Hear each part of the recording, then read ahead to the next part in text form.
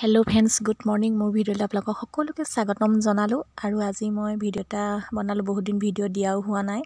আজি কচু শাকৰ পৰাই ভিডিঅ'টো ষ্টাৰ্ট কৰিলোঁ। এয়া ৰাতিপুৱা মই গা মূৰ ধুই ধুনীয়াকৈ কচুকেইডাল চুচ গুচাই ল'লোঁ। আৰু মই কেনেকৈনো কচু বনাওঁ আপোনালোককো দেখাওঁ বুলি ভাবিলোঁ। তেনেহ'লে এয়া মই কচুখিনি ধুনীয়াকৈ ধুই পখালি কুকাৰত দি দিছোঁ।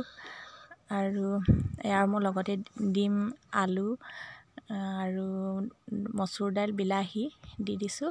আৰু মই ইয়াতে এটা কাটি থোৱা কেঁচা পিঁয়াজো লগতে যোগ কৰি দিছোঁ, আৰু খাবলৈ তেতিয়া ধুনীয়া হয়। আৰু মই ইয়াতে পানী কমকৈ দিছোঁ, কাৰণ শাকৰ পৰা কচু শাকখিনিৰ পৰাই অলপ পানী ওলাব। আৰু হালধি নিমখ দিছোঁ, আৰু কুকাৰটো গেছত তুলি দিম। আৰু মোৰ এয়া চাওক, মোক কচু শাক ৰেডি হৈ গ'ল খাব পৰা। আৰু আপোনালোকক খাবলৈ যদি কাৰোবাৰ মন আছে তেনেহ'লে আহিব পাৰে। আৰু দুপৰীয়া ভাত সাজৰ লগত আৰু কিছুমান বনালোঁ, সেয়াও আপোনালোকক এয়া দেখালোঁ।